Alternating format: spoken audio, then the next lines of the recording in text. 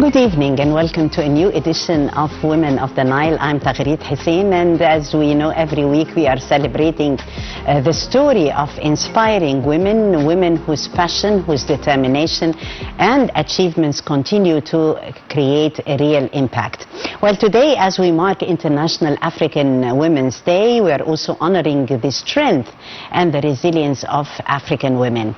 In Egypt, women empowerment has definitely become a key priority, with His Excellency President Abdel Fattah al-Sisi emphasizing the vital role of women empowerment and also the importance of women empowerment in decision making and also in supporting women achievements across all fields. So from Egypt to Africa and to the whole world, women continue to make history, and they are proving that definitely if you empower women, then you are empowering nations. So stay with us for another inspiring edition of Women of the Nile.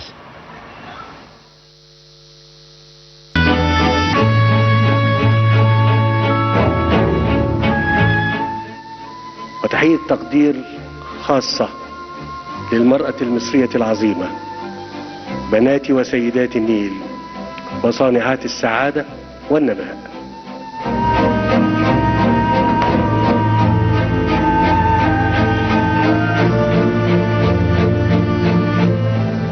المرأة في مصر كان لها دور دائما عظيم، مش بس حتى في عصرنا الحديث، من 70 80 100 سنة كان لها دور وطني عظيم. 2013 و12 دور عظيم جدا جدا، وتحركت دون استدعاء من أجل الحفاظ على الهوية، هوية مصر ومستقبل أولادها وأحفادها بعد كده.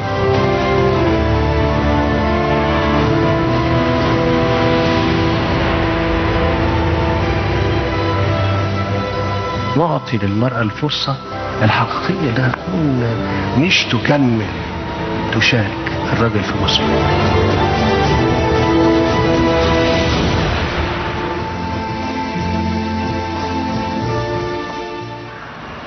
Welcome back. Very inspiring content will be beginning Women of the Nile by highlighting the latest stories, women in the news, those who are making a difference in Egypt and also beyond. We'll be revealing also last Saturday's winner, and afterwards we're going to take you to a special feature, and this is a special musical journey, Egyptian Women Voices from the Cairo Opera House to the rest of the whole world, exploring the remarkable stories of Egyptian female opera singers whose voices have actually carried Egypt's soft power and Egypt's culture throughout to the international stage. We'll also be presenting a special feature on the legendary Egyptian actress Faten Hamama, exploring her remarkable career and her artistic legacy, and also the impact that Faten Hamama left on Egyptian and Arab cinema. And at the end of the feature, we'll be having a special question about the journey of Faten Hamama, her inspiring journey. So you'll be watching carefully, and definitely the answer is going to be, the correct answer will be displayed on the screen, and you're going to send the correct answer through the WhatsApp number that is displayed. So definitely you could be our next winner. Why not?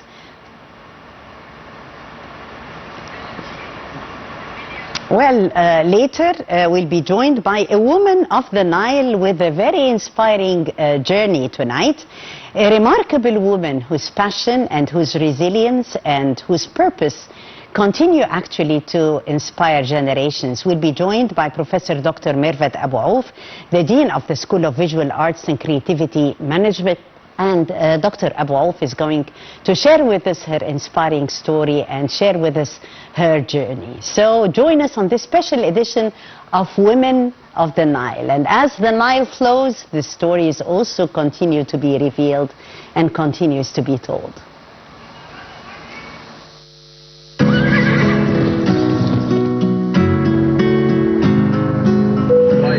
لقد كانت المرأة المصرية العظيمة وما زالت دعما وظهيرا لوطنها، ولن أكون مبالغا إذا قلت أن قوة المرأة المصرية هي التي صنعت مجد هذا الوطن، هي رمز العطاء والتفاني والتضحية المتجردة من أي مصلحة، هي سر الحياة. وأقولها صريحة: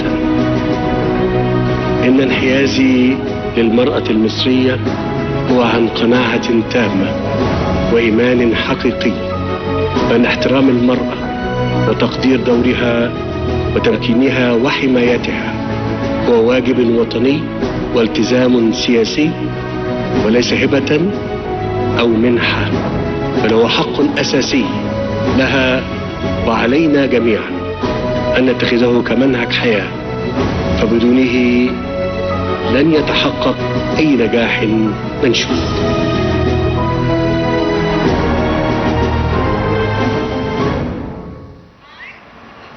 And for Women of the Nile in the news, the National Council for Women hosted the closing ceremony of the 5th edition of She Leads program organized by the Youth Leaders Foundation under the Council's patronage and in cooperation with the Ministries of Education and Social Solidarity alongside a number of strategic partners. Speaking at the event, Councillor Amal Ammar, President of the National Council for Women, had stressed the program reflects the state commitment to building human potential by equipping young women with the skills, with confidence and opportunities needed to become future leaders and entrepreneurs. She also expressed her appreciation to Mrs. Intisari Sisi for her continued support for girls, for the youth and technical education, highlighting the vital role in preparing qualified generations capable of meeting labor market demands and also contributing to sustainable national development.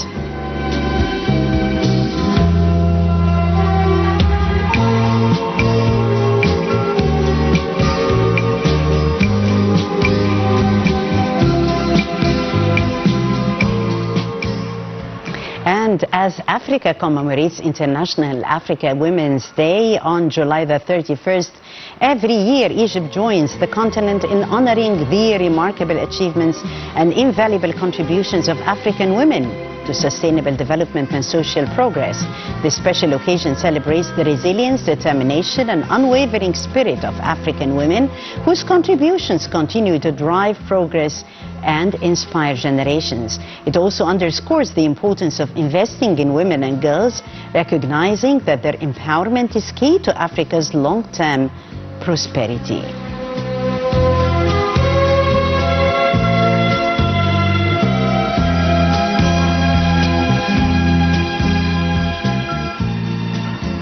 And we're joined over the phone by one of our refined diplomats serving in Africa, Her Excellency Ambassador Suad Shalabi, former assistant to the Foreign Minister. Ambassador Shalabi, thank you so much for joining us on Women of the Nile, and you yourself is definitely an honorable woman of the Nile that we're really proud of. Ambassador Shalabi. Thank you very much for this introduction. Thank you for inviting me. Thank you so much, Ambassador Suad Shalabi. We're talking about honoring African women in general, and definitely serving in Africa is a great honor. You would tell us more about celebrating International Women and African Women Day. How is it celebrated? And definitely we have a lot of messages behind. Of course, this occasion is a very important occasion.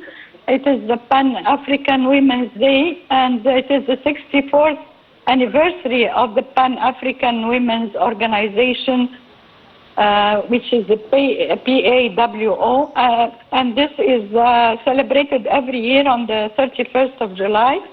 And this day is an opportunity to honor the courage and leadership and resilience of the generations of African women, Arab women and African women whose contribution has been essential to the strength and the liberation, to peace building, to development and the advancement of the continent of Africa. Yes. So it is an important occasion, and it is nicely celebrated by all the women of Africa. This year, I must tell you that it is especially celebrated by the Women's Action for Safe Sanitation and Peaceful Communities and Better Livelihoods. And this, of course, reflects the importance of the life of the woman in Africa, the safety, the sanitation, the peaceful existence, the peace and security of the women. Of course, as you know, that there are fundamental needs for women in Africa: health, education, dignity, economic opportunity, and of course, peace and security. And of course, women in Africa really carry a big burden when they lack these basic services, and they don't have access to safe water or to sanitation. It is something essential for them to be able to achieve gender equality and sustainable development across Africa. And that is why this is an important event that we have to celebrate, and of course to request the needs and the rights of the women of Africa for sustainable development and for easy sanitation and easy water accessibility. Yes. Well, Ambassador Chalabi, talking about a message that you would love to express or direct to African women as they watch us right now, and especially while we are celebrating and honoring them, what would you say? Yes, of course. I would like to ask all the women in Africa to look up to those who have left before us, who have been leaders in the gallery of the African women, like, for instance, Her Excellency Ellen Johnson Sirleaf, Africa's first democratically elected female president of Liberia. And she represents remarkable leadership and lifelong continuous commitment to peace.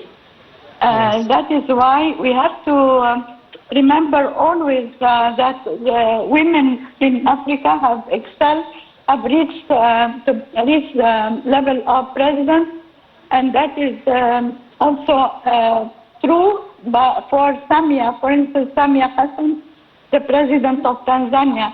So we have to look up to those women who have made it to the top democratically, and we have to celebrate this important day because it reaffirms the unwavering commitment to gender equality and to the empowerment of women and girls, and of course the full implementation of the Agenda 2063. So I call on all the African women to celebrate this day and to look up to all the African women who have made it to the top with all the struggle and with all the resilience that they have passed through. Thank you so much, Your Excellency, Ambassador Souad Chalabi, former assistant to the Foreign Minister, for joining us on that special day, and while we are celebrating African Women International Day, and more with our top stories and leading women in the news with the announcement of the 2026 General Secondary Education Certificate results in recent days. We celebrate the success stories of Egypt's young achievers, those whom are really honored. We extend our heartfelt congratulations to all the students who reached this important milestone. And on Women of the Nile, we proudly shed light on the remarkable achievements of Egyptian girls, as Hasna Amr, who earned first place nationwide in the mathematics science section, and also Rawan Ihab, who achieved the first place nationwide in the literary section. Today, we're celebrating not only their outstanding results, but also the promising future that they represent for Egypt's next generation of women leaders.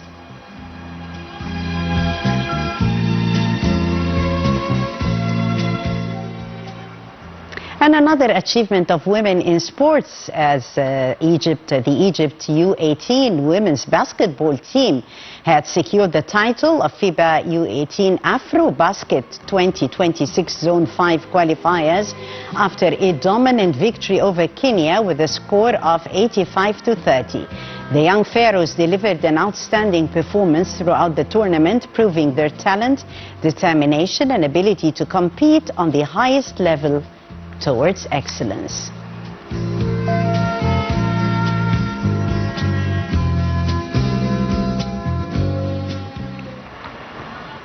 And to the theater legacy, where Egyptian National Theater Festival honored actress Shahira during the opening ceremony of the 19th edition that was held at the Cairo Opera House in recognition of her remarkable artistic journey and her outstanding contributions to the Egyptian theater. Expressing her happiness with the honor, Shahira said the recognition holds a special place in her heart as it celebrates the theater that taught her commitment, discipline, and respect for the audience.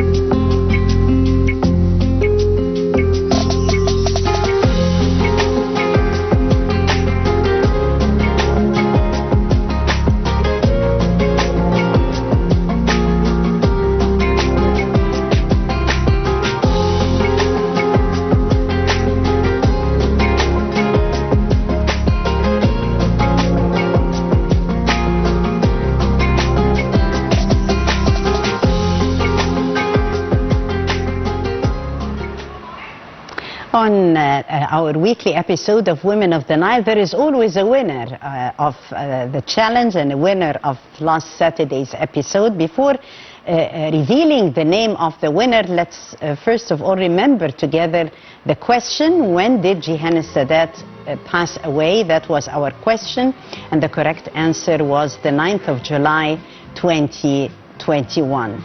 And we received many answers from our viewers. We are really thanking here everyone who participated, and we are pleased to reveal the winner. Congratulations to Amira Rihan. Amira Rihan, who we give today a certificate of appreciation on behalf of Nile TV International. And we thank her for participating, and we invite you all definitely to join us for new challenges.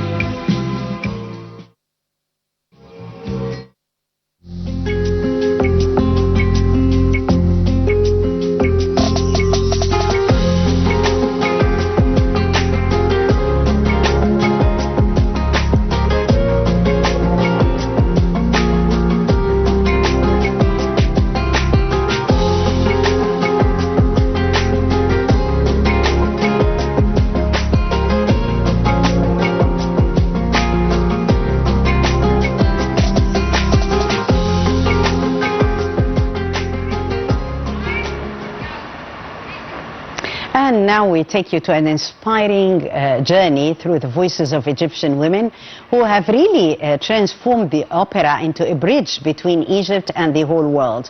So from the pioneering artists who really shaped the early chapters of Egyptian opera to today's stars who continue to captivate audiences on the world's greatest stages. Their stories definitely go beyond music. Let us discover together the remarkable journey of the Egyptian women voices who continue to echo around the world.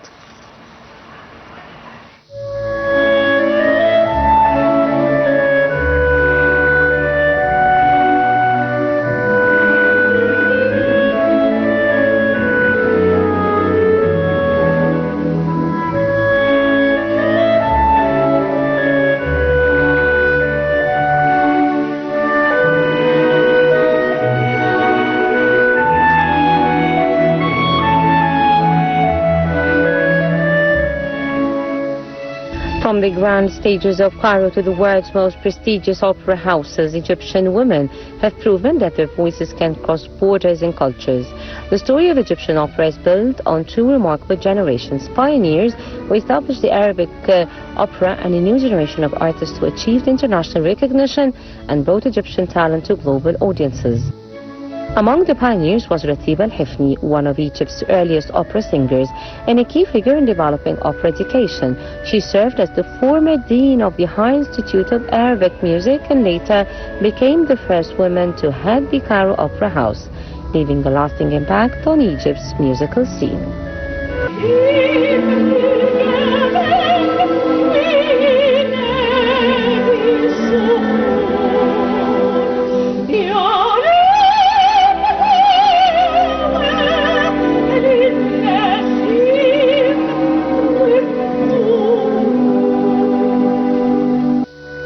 Nabila Aran was another pioneering voice, becoming the first Egyptian singer to perform the role of the Violette in Verdi's famous opera La Traviata in Arabic in 1964.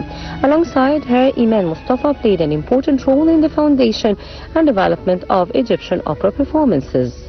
Today, a new generation of Egyptian opera stars continues their legacy on international stages.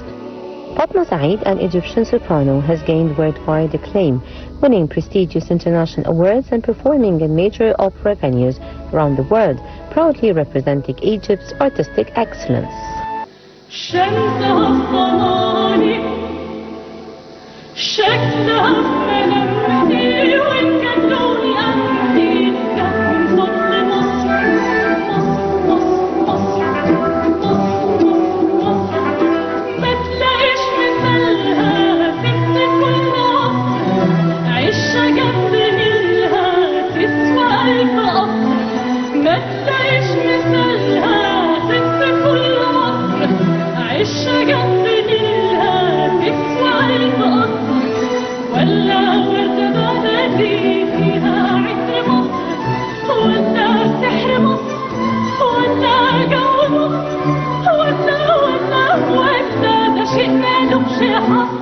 Farah Dibani, a celebrated mezzo-soprano, made history as the first Egyptian and Arab singer to join the prestigious Paris Opera Academy. Her exceptional talent earned her global recognition, including performing at major international events. يا أغلى اسم في الوجود يا مصر، يا اسم مخلوق للخلود يا مصر، يا أغلى اسم في الوجود يا مصر، يا اسم مخلوق للخلود يا مصر، نعيش لمصر ونموت لمصر، مصر مصر تحيا مصر. And as for Amira Slim, captured international attention with her performance in ancient Egyptian language during the Royal Mummies Parade, showcasing the connection between Egypt's ancient heritage and the contemporary art.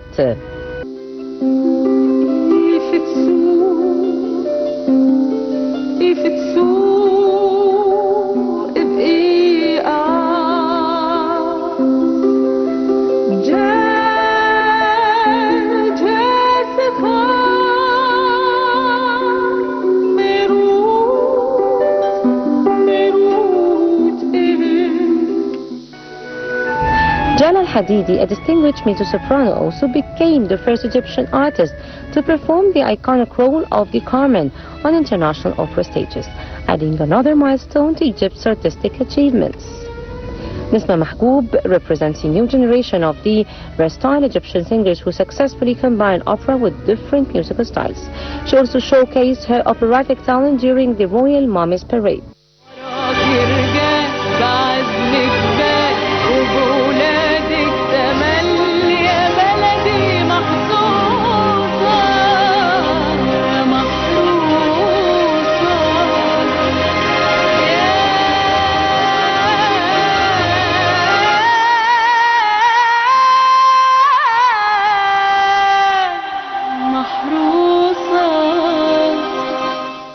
From the pioneering generation that built the foundation of Egyptian opera to today's stars shining on global stages, these women have transformed their voices into a bridge between Egypt and the world. They are not only opera singers, they are ambassadors of Egyptian culture and symbols of talent, dedication, and excellence.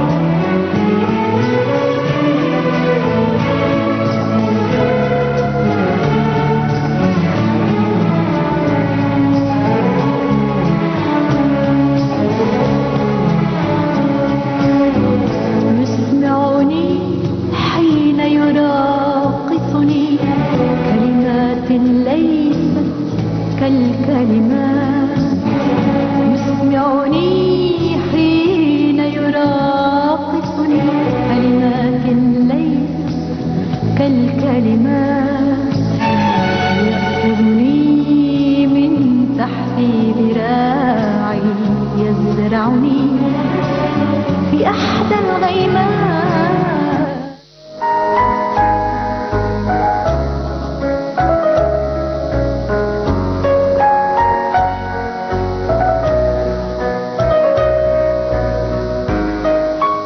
The Eternal Lady of the Arab Screen.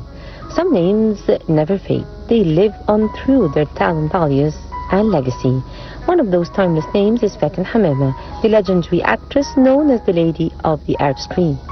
Born on May 27, 1931, Faten Hamama began her artistic journey at the age of 7 after being divorced by the director Muhammad Karim.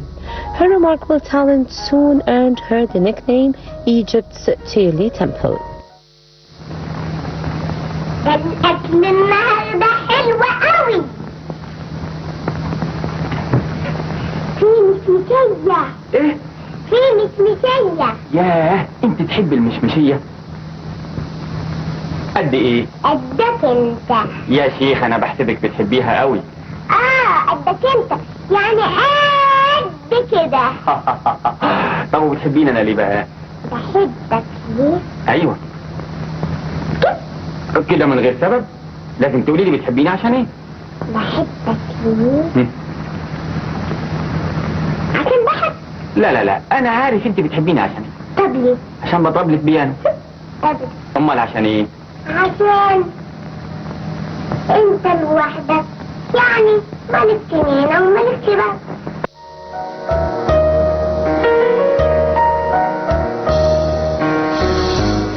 During the golden age of Egyptian cinema, she starred in unforgettable classics such as The Struggle in the Valley and The Nightingale's Prayer, The River of Love, Empire M, and Encounter Solution.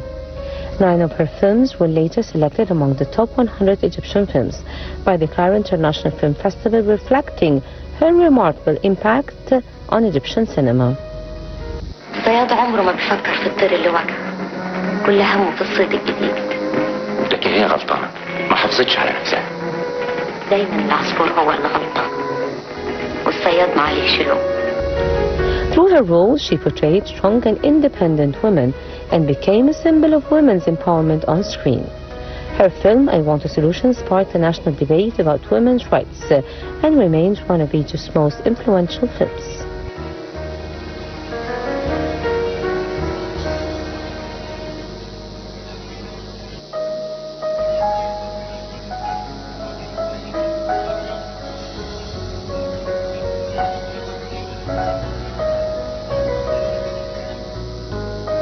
Her exceptional career was not limited to Egyptian cinema. She also explored international productions, starring in the films of Cairo and The Shadow of the Treasure in 1963, with the latter remaining a forgotten chapter in her artistic journey for decades. Do I make myself clear? Oh, perfectly. I happen to love and respect my father, and I'll do anything to protect him. Only one consideration stops me using this knife. Are you more important to me, alive or dead? Mrs. Hikmet in 1991 and The Face of the Moon in 2000, which marked her final screen appearance. Beyond the screen, her personal life also attracted public attention. She was married to director Izzeddin Zulfikar and to international star Omar al-Sharif, forming one of the most iconic couples in Arab cinema. Before marrying the physician Dr. Muhammad Abdul Wahab Mahmoud, who remained by her side until her passing.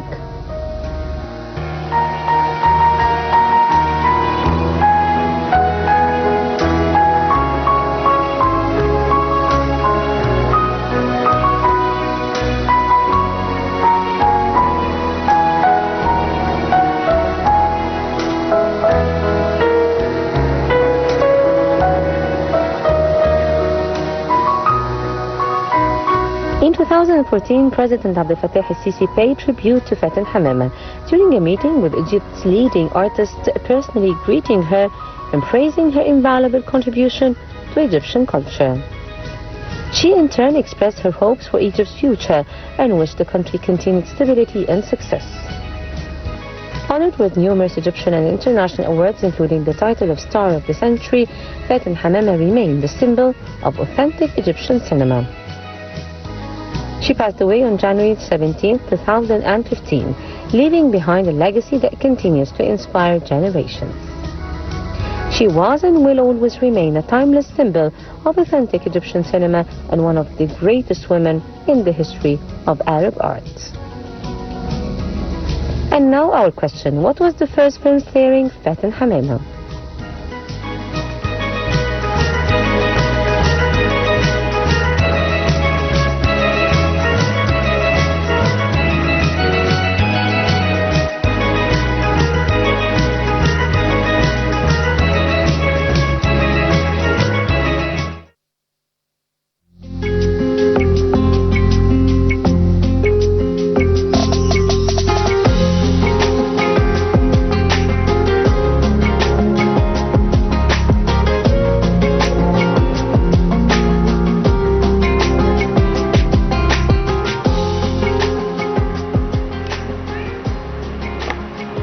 Welcome back. Well, some journeys inspire us by what they really achieve. Others also inspire us by the lives that they really transform.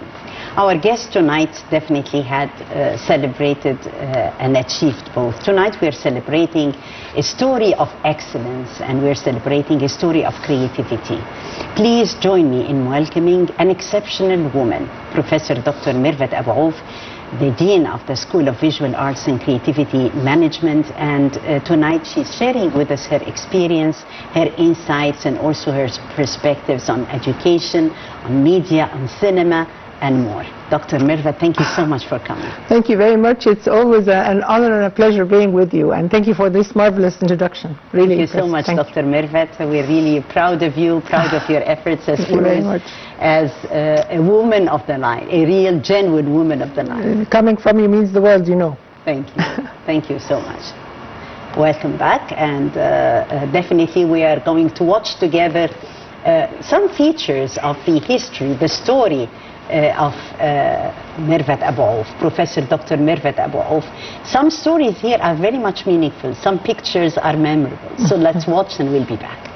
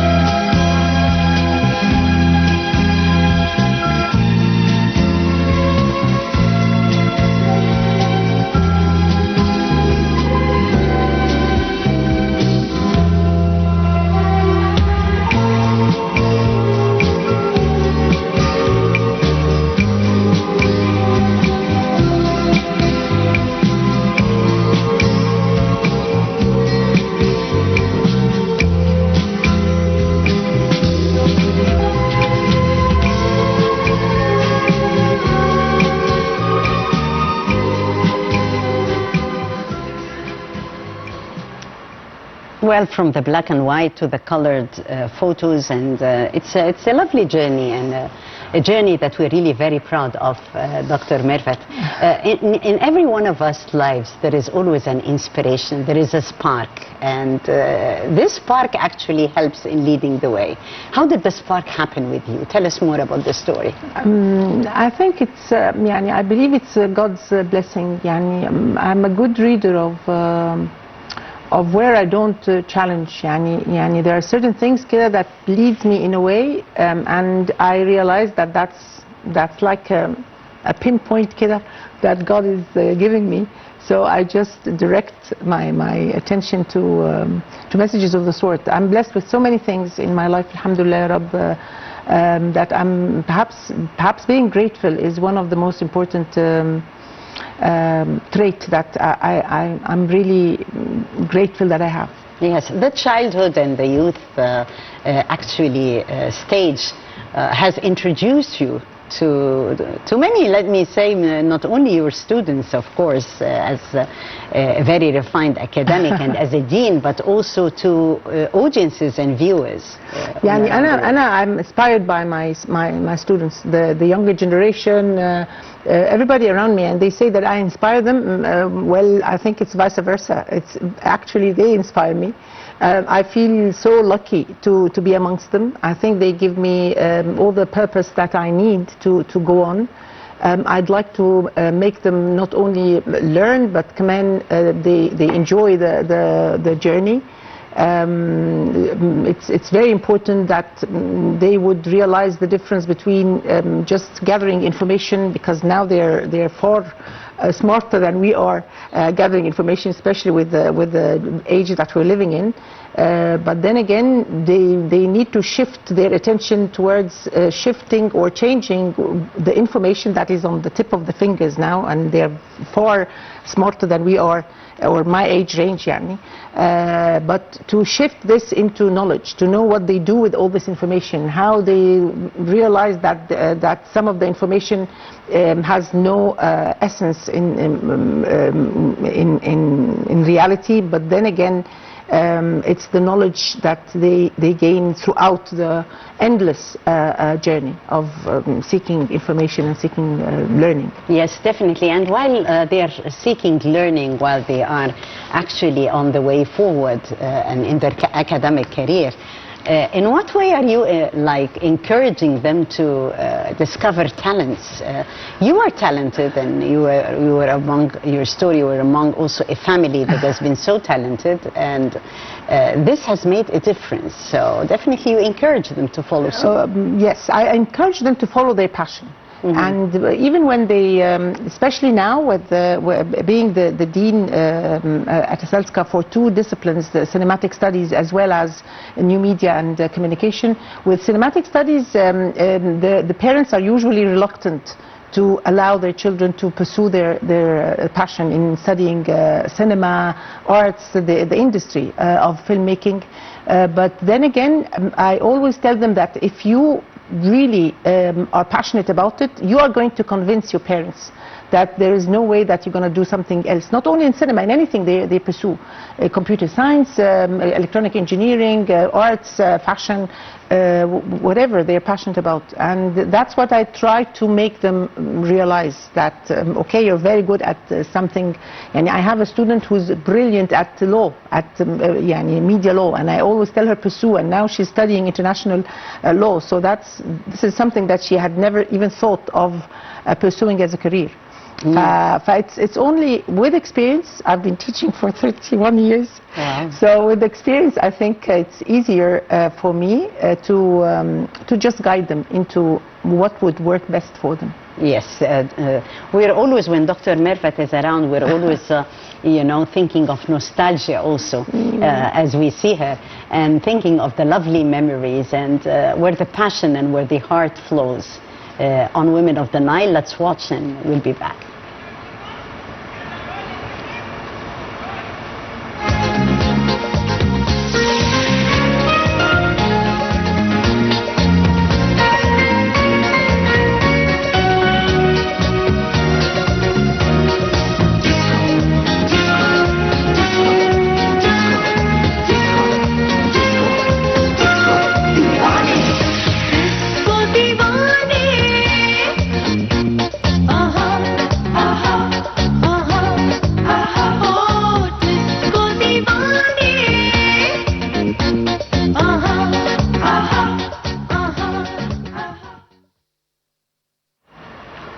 Beautiful performance, very, very genuine, but I guess that in the world of artificial intelligence, maybe things would have changed the way also students think, and also coaches as well. How do you see this sense of revolution, Dr. Mervat? I think we're supposed to serve this enormous evolution, specifically the speed with which it evolves, not only the evolution, but the speed with which, because it's so speedy to an extent that you don't even have the time to process how we're going to deal with them, the pros and the cons. Because there's nothing, and if those who think that it's horrible, everything is bad about AI, it's not true. There are so many things that definitely, look at it, what's doing in medicine, in so many things, in art. But then again, to really have this kind of awareness that you make the best out of it by using it for your benefit and not allowing it to use you for its benefit. Yes. Which is not an easy, especially at a younger age. Yes. It's fascinating, so they are taken with it. Also, there is an issue of integrity, and this is actually very important. And we are all, as a whole world, suffering from fake news and deep fake news, and this sense of online campaigns. The issue is that it's really challenging because, again, there is no software like, remember in our time, turn it in and you put the paper and turn it in, and if it's مش عارف كم %, then you're in trouble. But now there is no software that would actually know meticulously to what extent this there has been plagiarism in the works, video, audio, specifically, of course, print as well. So commend to make sure that this copy is plagiarized is not 100% sure that it is being plagiarized. So to accuse somebody of something that would ruin their work or their career or their even transcript when they're graduating is a big deal. So you really have to make sure that they've actually conducted some kind of violation against copyright. With copyright, and look at all the hazards that are taking place with copyrights, because again, if you think like مثلا at Ghibli, remember they shift your, I saw yours, it was great, to a cartoon, and then you have your visual but in cartoon, and now I will take it and I use it in a movie مثلا. Is it you? Can you file a case against me because this is your cartoon? But again, it's an AI creation. Who would claim ownership of this AI creation? There are big question marks, and we don't have the time with which, the moment you think that, خلاص, I found a resolution, something else evolves, and you now have to pay attention to something that is more evolving. Yes, we're always looking forward to the new tools that are of support, like the artificial intelligence also in media is revolutionary, because maybe next time you will find another colleague nearby, a robotic lady, a woman also, but women of the Nile are always winners, the flesh and blood, isn't it? Yes, of course. Yeah. Of course. How about this sense of fear or this sense of threat concerning our jobs, especially in cinema and media and visual arts? Again, to be trained how to use it for your benefit. I don't think that they are ever gonna replace us. Yeah. The problem is that all what we're now enjoying is only the narrow technology. We're still في general technology وبعدين في super technology. So the narrow is everything that we have now, and see how many breathtaking discoveries. With general technology, they will be able to predict something that is not, I always wear black, but they would tell me, okay, why don't you wear green, blue, dark blue? They start to suggest something that would be varying from my norm. Super intelligent, they will tell me that by the year 2030 you're going to wear red. I mean, this kind of type of evolution is really freaky. But then again, it has its pros, especially if you would be able to realize, for teaching مثلا, we have to shift our way of teaching. Yes. Because if we're going to be lecturing, we have a robot here. We have following some excerpts of the photos with us. Robots are actually here leading the way. We're talking visual arts, we're talking media. In what way do you think this is going to affect also the box office? later. Lots of challenges also. It's already affecting it. There was enormous strike for script writers, and because they again it's much easier for me to just give prompts, learn prompts. Now there are courses for prompts in ChatGPT, in Claude, in Gemini, and there are so many others. But the point is that the moment you master prompts, you can actually come out with fascinating results that are tailored to look like or sound like humans. So now you can give prompts to the AI tools and tell them that, okay, I don't want you to be perfect in your writings because I'm not perfect. Sometimes you upload your work with all the hazards and all the mistakes and tell them that I need you to write me another paper about another topic, but follow the mistakes that I have in this document. They tailor it very similar to your mistakes. So as a professor, when I read that, I will, لا فعلا, these are mistakes that she usually does or he usually does. فكمان they are trying as much as possible to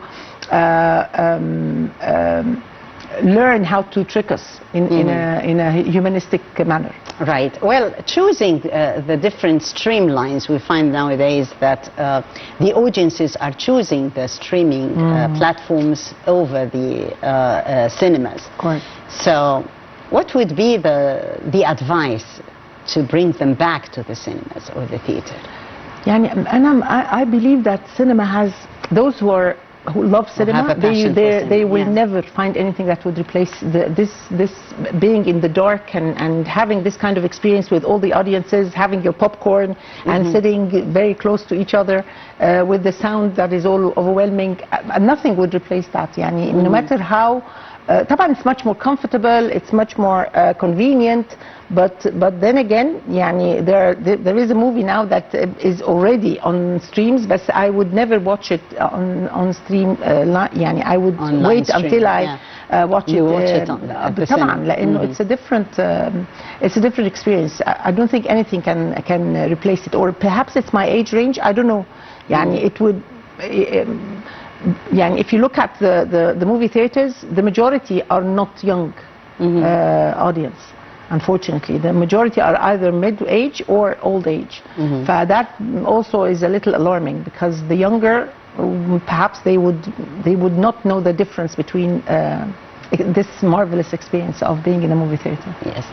Talking about branding Egypt globally, Dr. Mervat, like through the different international cultural festivals, Cairo International Film Festival, of course, El Guna Festival. How do those festivals, in your opinion, contribute to branding Egypt globally?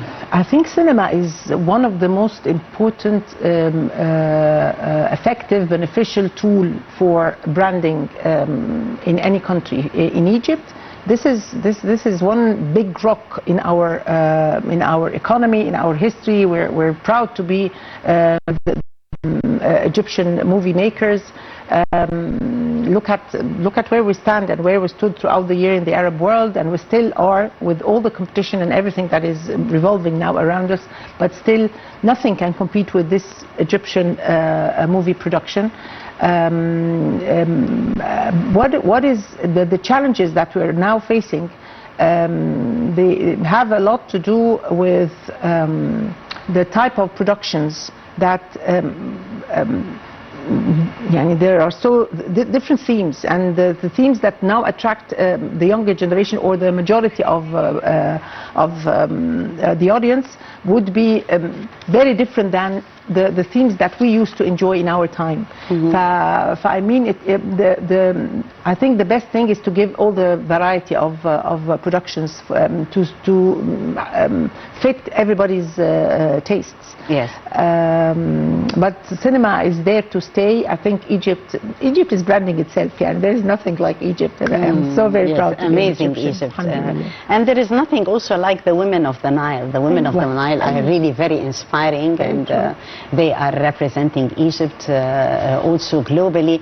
A piece of advice for the young girls, for those who are watching us right now, and they are very much inspired by your journey, Dr. Mervat, what would you tell them? enjoy every single moment. يعني I mean enjoy your success. Be patient. Be kind to yourself. Try as much as possible not to be anxious all the time. The moment they achieve something, they find them, يعني they want to achieve the second step. So just calm down, achieve where you are. Your time is very challenging with all its pros, with all the facilities in technology, but still you lack so many things. Alhamdulillah, they don't know, because again, you don't know what you don't miss what you don't know, which is lucky them, because I'm lucky to have been in the past century living my adolescence. But I'd love for them to be kind to themselves, to enjoy every step, every success, to enjoy their learning process, to enjoy their life process, and to have confidence and trust. I really believe in them. I believe we are in good hands, and I hope that would be conveyed to them as well. Yes, definitely, and a very important key maybe of success that Dr. Mervat said is believe in yourself and follow your dreams and follow your passion for doing it your way. Well, it was a very inspiring journey. It could take hours, Dr. Mervat. Thank you very much. I thank you so much, Dr. Mervat Abou, the Dean of the School of Visual Arts and Creativity Management, for joining us on Women of the Nile. Definitely, she's one of the women of the Nile that we are really proud of. Thank you. It's my honor. Thank you very much. Thank you for having me. Thank you. And I thank you, dear viewers, for joining us. Lots of stories still remain untold. Here we are discovering more about the talents, about the journey, about the perseverance of the women of the Nile. I'm Taghreed Hussein. We'll see you next week. Many thanks for watching.